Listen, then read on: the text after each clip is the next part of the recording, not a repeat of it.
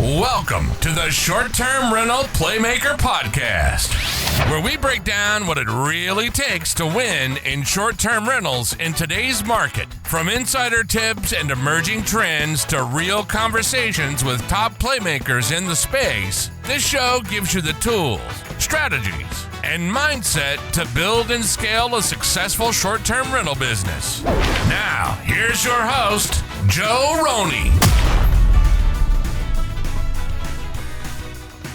Today's episode is brought to you by Savvy STR Agents, the short-term rental real estate experts helping investors find profitable vacation rental properties nationwide. If you're serious about scaling your STR portfolio, Savvy STR Agents should be your first call. Hey guys, welcome to another episode of the Short-Term Rental Playmaker Podcast. I am super excited to have Hospitable Hosts authors, and all the way here from Quebec, Canada, Kerri and Phillipe with Experiences Hygge, right? Hygge. Excellent. We were just talking about how to pronounce that. So super excited to have you guys on and be co-authors in this book. So, just want to kind of jump right into it. So what made you decide to jump into this book and tell your story? Oh my. Well, our story, actually, I never think of it as being that unique, but it's something, when you're living your life, you're just going along doing your thing. And I've had people before say, you should write a book. You should write a book. And, in the back of my mind, I played in my head, what would that look like? And could it help other people, make a career shift the way that we have done? And, yeah, where I'm friends with two of the other couples that are in the book, or we're friends with them, and they mentioned, "Hey, you guys should consider being in the book," which of course I already knew Hospitable Hosts. And I said, "Okay, but you guys have pretty cool stories." And they were like, "Well, you do too. Let's connect you with Jody and Megan and Andrew." And yeah, and then it went from there. Awesome. It's exciting, right? So, for those of you who are listening, this Saturday, February 14th, we're having a book launch. Hospitable Host Couple Edition comes out on Amazon. Make sure you're ready to grab your copy. It will be live on Saturday. So let's go high level. We don't want to share all the secrets of the book because, what I love about the book is everybody's got a different story. I think you're the third or fourth couple that I've talked to and had on the podcast, and everybody's got such a unique kind of different story. But how long ago did you get into the space, and what kind of got your start in the beginning? That's actually I love so much about the hospitality industry is that everybody gets a chance to write their own story, their own way, and there's so many ways into it. And once you're in it, there's so many different ways to create and build your business. We got into it from we were both corporate executives for an international software company and the very sexy industry of tax and accounting. Nice. Financial numbers people. So actually we both really loved our careers. But yeah, there's only so much 24/7 that you can do when you're working in a high pressure job like that. And in 2017, I reached my moment where I was like, I'm ready to do something else. And I had no idea what that something else would be. And yeah, we bought a rental to flip just to give me something to do and to not give away at all. 8 years later, Philip has been able to resign from his corporate job as well. And we have grown in both the short term rental and now the motel space. That's awesome. So what does your portfolio look like today? Obviously, you bought your first one, 8-9 years ago now. So what does it look like today? And are you just owning, or do you manage others? So we own all of them. That's a decision that we made right from the start. Yep. So we acquired relatively quickly. It's happened at we started acquiring after Kerri left her job, and we purchased one after another relatively quickly before COVID. So we have 7 properties, and we also acquired a motel a little bit more than a year ago. Awesome. Yeah, so we started with short-term rental, and now we pivoted into motel. We thought it was the logical way of expanding our business. So is it going to be kind of, you've set it up to like the boutique hotel to where you operate it like a short-term rental with, door locks and the whole works? Yeah. So we're implementing a lot of the thing we implemented for the chalet for the hotel. So one of the first thing we changed is all the locks of the motel, because before it was with the traditional keys. So we were attached to the motel. We were not able to get out of the motel. So this by itself changed a lot, and also all the automated communication. For example, yesterday somebody came into the reception because we're still there right now because we're doing some renovation, and it was saying, "This is the first time I see an hotel working like this. This is great." Yeah, I think it's been a really popular space. A lot of people that have, like you, grown a great short-term rental portfolio, have transitioned in there. I know Harshad, who is in the book with us, they actually bought 4 boutique hotels in 2025 alone. That they acquired. So a lot of people have gotten in that space, and I'm definitely intrigued by it. It's definitely something that we have some interest on. So obviously co-hosting isn't something that you decided to get into. Everything you have is owned, right? Yeah. Yeah, we spent both of us 20 plus years working for other people and executing on the strategy of other people. And we just didn't want the complicated part of that. We wanted to be able to completely write our own story and create both our life and the guest experience that we had a vision for without having to constantly negotiate with people over the standards or the status or financials or anything like that. We just wanted the freedom to, like, write our own destiny. Yeah, no, I think that's ultimately what most of us would like to do. I do co-host. I can't say that I love it, but I use it as a tool. I'm helping other owners make more money to make me money to buy more of my own properties because I do want to be in that position where I have 7 or 8 of my own and not have to be working for somebody else down the road. But for us, we just didn't have as much for the down payments, and prices today are a little different than they were in 2017 to 2020. Yeah. So guys definitely got in at the right time. Was it just kind of luck on timing, or But we always thought that the market in Quebec was already behind. Like if you compare this for the rest of Canada, the price of real estate was lower than the rest of Canada, and there was no real reason for that. So I always thought it was a good time to purchase, and we purchased really at the right time, because last chalet we purchased was at the beginning of COVID, before the price went crazy. But our property multiplied by 4 in terms of price compared to the moment we purchased it in 2018 to, let's say, 2022, 2023. wow, I mean that's huge. So obviously, I'm not that familiar with the Canada market. I actually did drive to Nova Scotia to go bear hunting earlier this year in October. By the way, I didn't see a bear the whole time that I was there.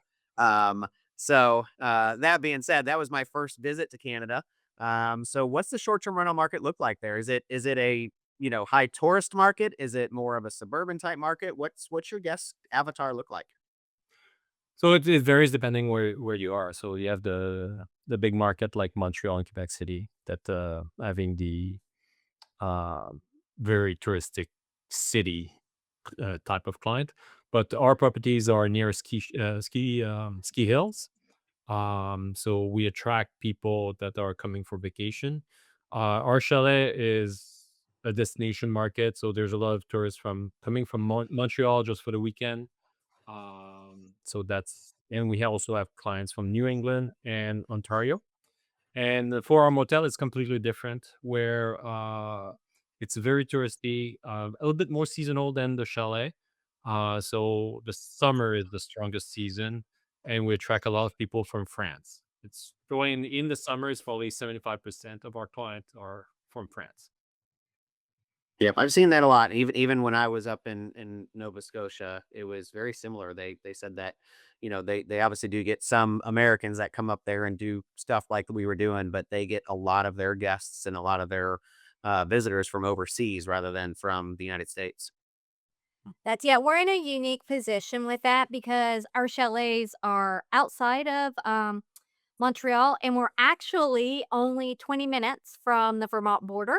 and about an hour from the New York border. So we're actually like super well positioned to bring in New Englanders. We get people regularly from New York City, from Philly, from Burlington, Maine. That just will come in for the weekend. And then obviously being that close to the US border, we also have the advantage of the value of the Canadian dollar versus the American dollar right now. It's quite the bargain for Americans to come vacation in Canada right now. Yeah, yeah. No, it definitely is. I can see that for sure. So, how long is the ski market there? I mean, we just went to Whitefish, Montana for a mastermind meeting. My family and I, the first week of January, we're in Bill Faith's mastermind, and they were really just starting to get snow, and it lasts about 3.5, 4 months. Is your ski season similar, or is it a little bit longer? Yeah, it's about this. It starts in December and ends in March usually. So our chalet, we have four ski hills, four good ski hill close by, and for the motel we have the biggest ski hill that is 15 minutes away, the Massif. It's the biggest in Quebec. Oh, wow. Okay. So what, obviously that's only 4 months of the year. What do the other 8 months of the year look like? I mean, obviously summer has got to be, tourism just like anywhere else. Is that your next peak season is the summer months? Actually, believe it or not, ski season is peak here, but the biggest revenue months are in the summer. That is when we get a lot more because it's not just in winter, it's really the ski market. In summer, because there's so much to do in the regions where we're at, not only the outdoors, but there's such a cultural and gastronomic tourism here as well that like it really ramps up. So, our chalets, our biggest month is actually August, followed by February. But in the so we're really it's truly a four-season market. We have about 6 to 8 weeks out of the year where it's what we call a low season, but even then our weekends will be 100% occupied. And even with the shift since COVID, one of the amazing trends we're seeing is that people vacationing more during the shoulder seasons and the low seasons, people that are not tied to to a kid's school calendar or have more flexibility for work from home. So our occupancy has really increased year round at our chalets. With that trend, but then at the motel, and that's one thing we had to adjust to going from short-term rental in Montreal to a motel outside of Quebec is the extreme seasonality. I mean, it's like, our chalets are more like rolling coasts, rolling hills. The motel is really like a huge peak season and then a plummet, and then it peaks back up at about 50-60% occupancy at the highest in winter, and then it plunges again till summer. So it's a lot more of a roller coaster. In our first year, we were we were so nervous. We were sweating it out with those extreme plunges. It's definitely a market like when you're looking and we're running cash flows. The one thing that we learned in underwriting the motel that's different versus the short-term rentals is having to pace out and spread out that cash flow a little bit more, which was a big financial change for us. Yeah, so my market is in Panama City Beach, Florida. So we're obviously a highly seasonal market, but I will also say that, and I think this is why short-term rentals, in the future, are still going to continue to be a huge success, is because more and more people are able to work from anywhere. And I had a record November, I had a record December, and I had a record January in a beach market that it's usually slow during that. And I had a lot of guests that were spending a week and they just wanted to get away from home, but they could still work while they were there. So having that office space, even in a beach house, has been a big win for us. So I'm assuming that's kind of what you're seeing to keep your houses full year round. You're getting those type of business people coming in just to get away. Yeah, and we want to do the same thing with the motel because right now the motel is a lot of one night, 2 nights, very few long stay. But currently we don't have the amenities that allow for people to stay longer. So we're adding kitchen in a few of our room, and we're also creating a share kitchen that will encourage people to stay longer. Yeah.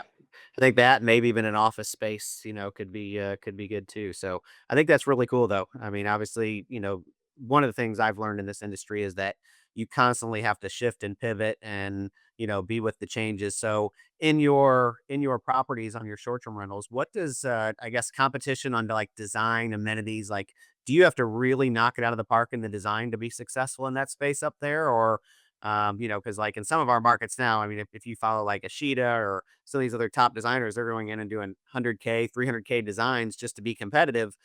Is it like that there? Is it highly competitive, or can you still get in there and not have to do all that? First of all, I wanna say Ashita's designs are amazing, and we know Harshad and Ashita because we're in the same mastermind as them, which is how we met, which we love. Like, I love the mastermind concept. You said you were in one too, and I think it's the best and fastest way to learn and grow. Yeah, so no, our market is not like that. Like, Ashita's designs are amazing, and they're perfectly positioned for the market they're in, but that would not that we're not a our markets are not luxury. They're more, gosh, what do we call it more elevated. Like, people want beautiful, comfortable spaces, but not crazy amenities. They're really there. Ishida's designing spaces where people are staying in the property all the time. Ours are big and ending their day. They're starting and they're finishing their day in our properties, and during the day, they're going biking, they're going doing the wine route, they're doing cheese tastings, all of those things. So no, ours is more about creating that cozy space for when we're there, but as a base camp and a launch point to get to where they're at.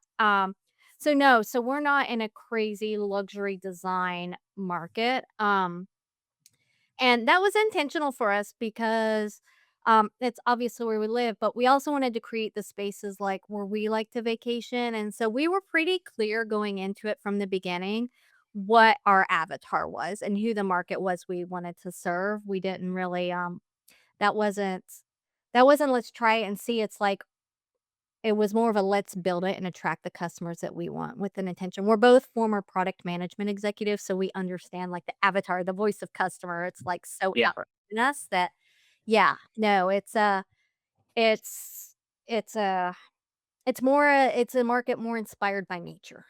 Yeah, and well, those are ski chalets. So a lot of people are offering chalets that are more rustic.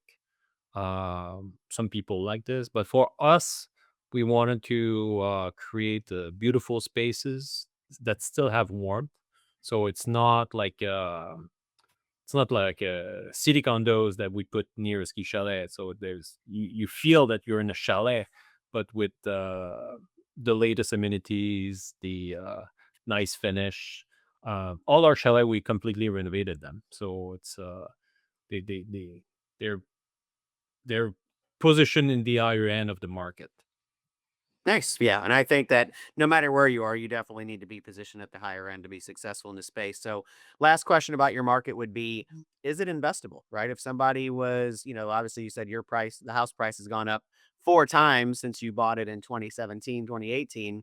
If someone were getting into the space today, is that a market that's still investable to get a decent ROI?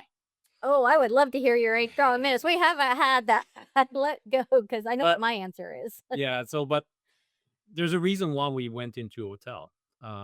Because the thing is, regulation has changed in 2020. And in Quebec, it's a market that has been regulated for short-term rental for many years. But there's a tighter reinforcement in terms of the regulation over the years. And in 2020, in the area where we are, they cap the number of short-term rentals. So if you have a short-term rental, you can continue operating it. You can sell it to someone else, and they can operate it as a short-term rental. But you cannot take a private residence and turn it into a short-term rental.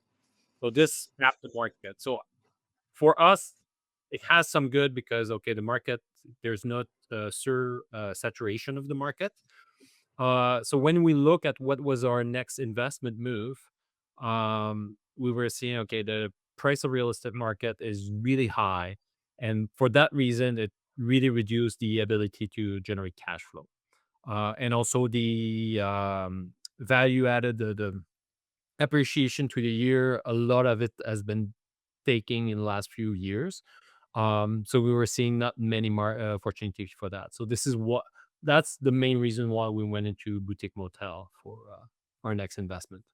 So when we we look to invest in a property, we look at two things. We look at it as investors, our chance to increase equity on it, and then we also look at it because it's also our lifestyle. Like it's our job now. It has to cash flow, and both of those have to. It has to check both of those boxes in order for us to move forward. Well, first it has to check the passion box, but then it has to tick the financial numbers that Yeah. we're looking for as well. And so, yeah, it's just harder in the region we're in to cash flow. So, if your intention is to cash flow, I would say it's a tough market to invest in from a short term rental perspective. If your goal is to increase equity or have a secondary home that someone else is paying for, I would say you can go for that for sure. But if it's something to Mm. provide cash flow, a short-term rental is going to be tough in Quebec these days. Yeah. Nope. Fair enough. Fair enough. So obviously, the reason why we got together is to discuss our book launch that's coming out this week. So, the fun part about it is going through and doing the writing, right? And sitting down and my wife and I, we were actually, I think we were the first or second to sign up for the book over a year ago. So we signed up to be part of this book all the way back in 2024. So it was kind of a long waiting period as all the authors came together, but what did that look like for you guys writing this together? And is there stuff that you learned along the way as you were doing it? Well, to tell a little secret, I did most of the writing. He is not a writer. He does not enjoy like really the fact writing and all of that. Is I enjoy doing it and I like it. So we talked about it, like we would have, we had the conversation about how to structure it, what parts of the story we want to tell. But I, for the most part, did all of the writing. And I'm trying to remember, I'm pretty sure, yeah, I wrote it. Our chapter is written from my perspective, and there might be little like insert from Philip or something like that, Mm. but really telling both of our stories. And then um, he read the end of it and, like, gave me suggestions and modifications and tweaks, so we got there, but the chunk of the all of the writing was on me, um, and then my dad was my editor. My dad is like me, he likes to do that, so my dad and I spent about 2 days together writing and editing, and then with all of my stuff and then his feedback, and then Philip was the final, "Okay, yes, looks good, let's go." The easy thing is we've been working together for many, many years. So, and we work together all the time. So basically, we know our story very well together. Yeah, no, our relationship started with work. We met the total Gen X, Match.com of the day, The Office. Like, we work for the same company. He worked for the Canadian division, I work for the US division, and so our whole entire relationship, we've had some working element to it. Yeah, that's awesome. It's my wife and I are the same way. I mean, we've had multiple business adventures together. We own a preschool, and now I'm in our office, and we share an office. So we work together in the same office, 4 or 5 days a week when we're both home, which isn't often that much anymore because we travel a lot more than we used to. But yeah, I think it's awesome that you're able to do this business together. So obviously, you've found your roles on what your strengths are for each other and what one person focuses on. What does your team look like on running your short-term rentals? Is it just the two of you, or do you have, a team of people or VAs? Or are you still handling all the guest communication yourself? Oh my. So, it has been we're actually right now, we're in a huge evolution of what our team is gonna look like. Taking on the motel and knowing where we wanna be, it's just right now, we're doing a lot of work on what our long-term team is gonna look like and doing some hiring, but for this chalets for our short-term rental, when we started in short-term rentals in the hospitality industry, we knew absolutely nothing about it. So, like, I consumed content like a crazy person because 'cause I'm the one that left my job first, and once we figured out this is what we're gonna do, I took on the role of growing the company so that Philip could eventually join us. So we looked at it as Philip was working on our present and I was building our future Yep. um, to kind of give us, we restructured our finances and everything to align with that. But as I was taking on all of my learnings and consuming all of the content, one of the things that I heard over and over and over was don't be the cleaner. Don't be the cleaner. If at all possible, start out. And I took that to heart and I did hire a cleaner on day one who is still with us today.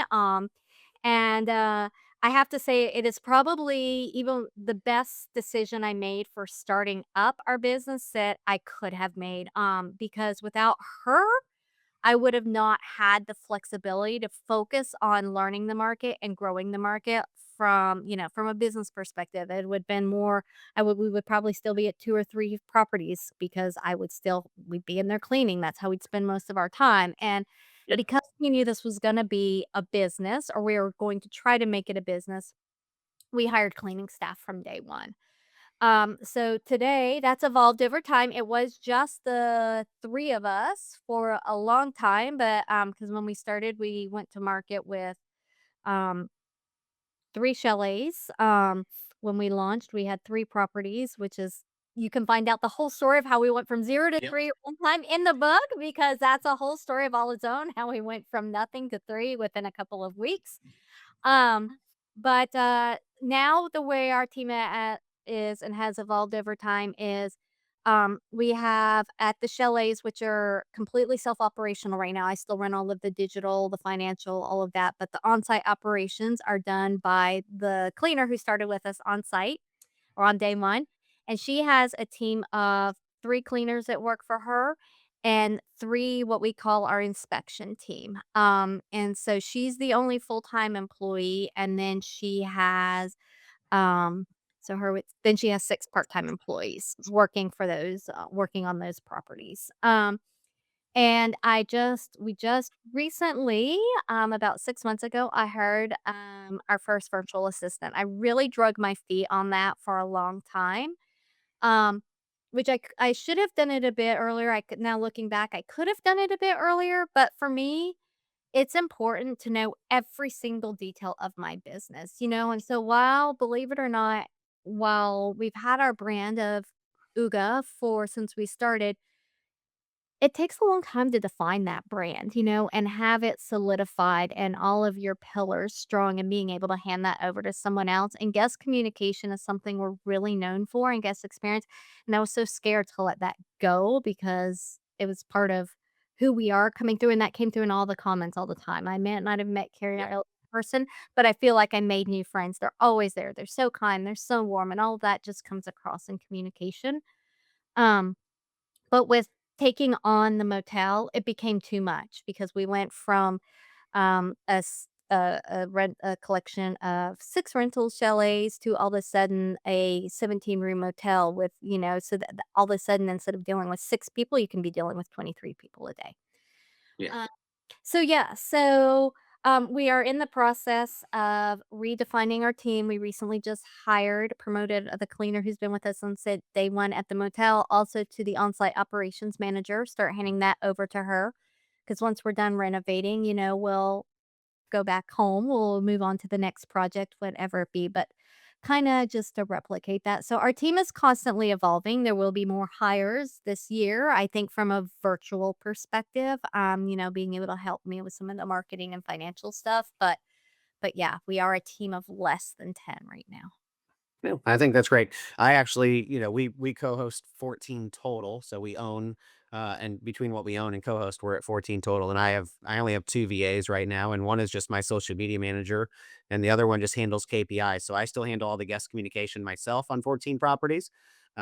We are actually pumpkin planning down to 10. So my bottom 4 properties we're actually dropping that we co-host and getting down to just the 10, and then, kind of simplify our life a little bit more as we start, because we're going to start buying more this year. So we're going to buy probably 2 more this year. So it's same thing. I took too long to hire my first virtual assistant.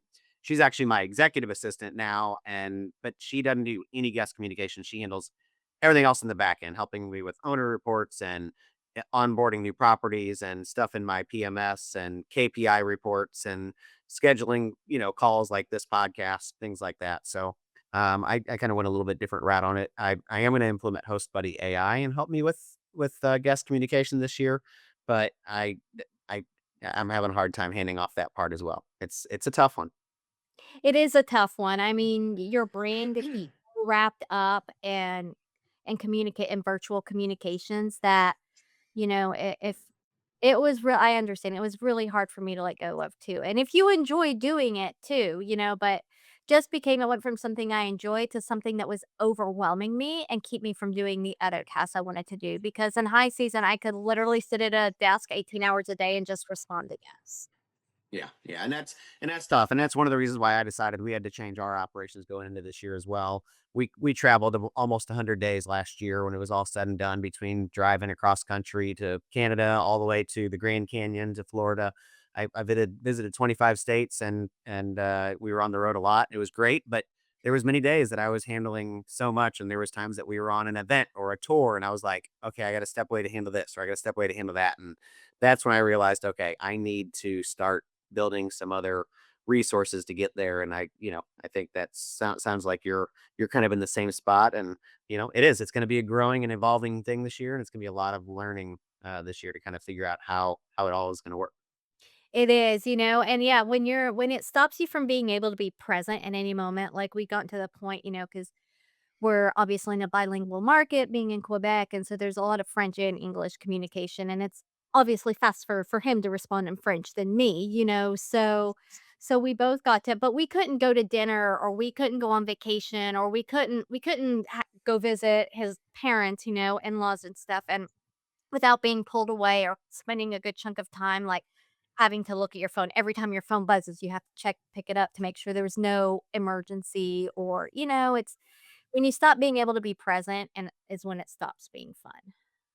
Yeah. No, I think you guys have a really cool story. I can't wait to read it. Hopefully we get a chance to meet in person somewhere sometime soon. I know they're working on maybe an in-person event for everybody that's in the book.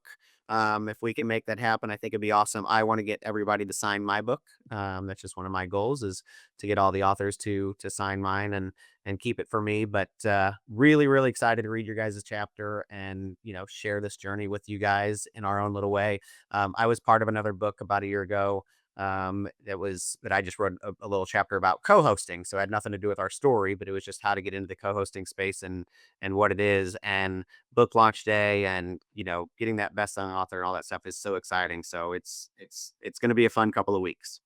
That I cannot wait as well. So yeah, and anytime you come through Canada again, come see us. We have some places for you to stay.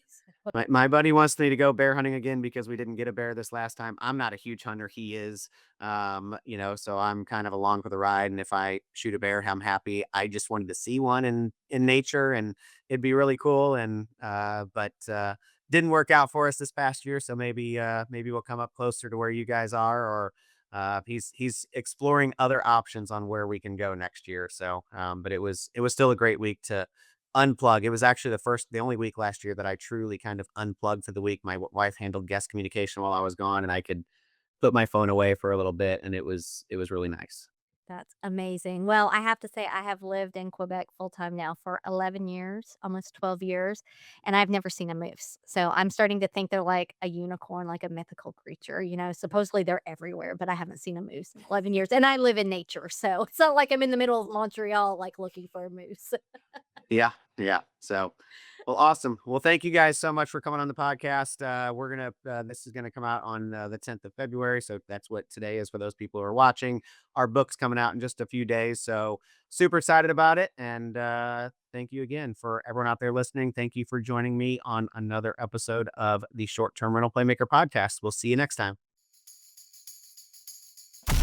Welcome to the Short-Term Rental Playmaker Podcast, where we break down what it really takes to win in short-term rentals in today's market. From insider tips and emerging trends to real conversations with top playmakers in the space, this show gives you the tools, strategies, and mindset to build and scale a successful short-term rental business. Now, here's your host, Joe Rohne.